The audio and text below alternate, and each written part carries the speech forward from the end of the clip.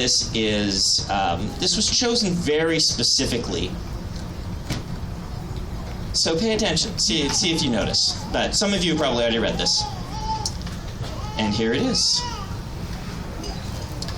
The wheel of time turns, and ages come and pass, leaving memories that become legend. Legend fades to myth, and even myth is long forgotten when the age that gave it birth comes again. In one age, called the third age by some, an age yet to come, an age long past, a wind rose in the mountains of mist. The wind was not the beginning. There are neither beginnings nor endings to the turning of the wheel of time, but it was a beginning. Eastward the wind blew, descending from lofty mountains and coursing over desolate hills. It passed into the place known as the Westwood, an area that had once flourished with pine and leatherleaf.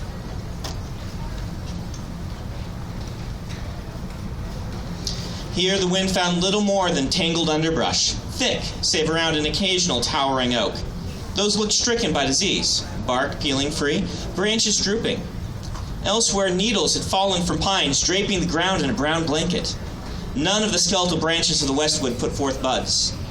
North and eastward the wind blew, across underbrush that crunched and crackled as it shook. It was night, and scrawny foxes picked over the rotting ground, searching in vain for prey or carrion. No spring birds had come to call, and most telling, the howls of wolves had gone silent across the land. The wind blew out of the forest and across Terran Ferry, and what was left of it. The town had once been a fine one by local standards. Dark buildings, tall over their red stone foundations, a cobbled street, built at the mouth of the land known as the Two Rivers. The smoke had long since stopped rising from burned buildings, but there was little left of the town to rebuild. Feral dogs hunted through the rubble for meat. They looked up as the wind passed, their eyes hungry. The wind crossed the river eastward. Here, clusters of refugees carrying torches walked the long road from Barrelon to Whitebridge despite the late hour. They were sorry groups, with heads bowed, shoulders huddled. Some bore the coppery skin of Domani. Their work clothing displayed the hardships of crossing the mountains with little in the way of supplies. Others came from farther off, Taraboners with haunted eyes above dirty veils, farmers and their wives from northern Gildon. All had heard rumors that in Andor there was food, in Andor there was hope. So far, they had yet to find either.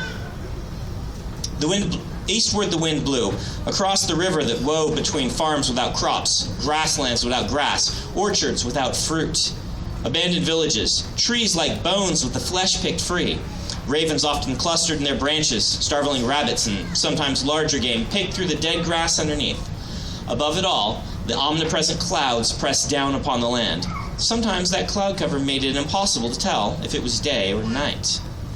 As the wind approached the grand city of Camelin, it turned northward, away from the burning city, orange, red, and violent, spewing black smoke toward the hungry clouds above. War had come to Andor in the still of night. The approaching refugees would soon discover that they'd been marching toward danger. It was not surprising. Danger was in all directions. The only way to avoid walking toward it would be to stand still. As the wind blew northward, it passed people sitting beside roads, alone or in small groups, staring with the eyes of the hopeless. Some lay as they hungered, looking up at those rumbling, boiling clouds. Other people trudged onward, though toward what they knew not. The last battle, to the north, whatever that meant. The last battle was not hope. The last battle was death. But it was a place to be, a place to go. In the evening dimness, the wind reached a large gathering far north of Camelin. This wide field broke the forest-patched landscape, but it was overgrown with tents like fungi on a decaying log. Tens of thousands of soldiers waited beside campfires that were quickly denuating the area of timber. The wind blew among them, whipping smoke from the fires in the faces of soldiers. The people here didn't display the same sense of hopelessness as the refugees, but there was a dread to them.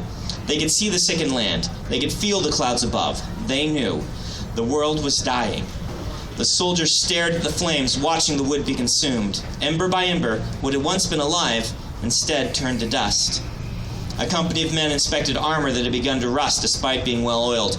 A group of white-robed Aiel gathered water, former warriors who refused to take up weapons again despite their tow having been served. A cluster of frightened servants, sure that tomorrow would bring war between the White Tower and the Dragon Reborn, organized stores beneath tents shaken by the wind. Men and women whispered the truth into the night. The end has come, the end has come, all will fall, the end has come. Laughter broke the air. Warm lights spilled from a large tent at the center of the camp, bursting around the tent flap and from beneath the sides. Inside that tent, Rand al'Thor, the Dragon Reborn, laughed with his head thrown back.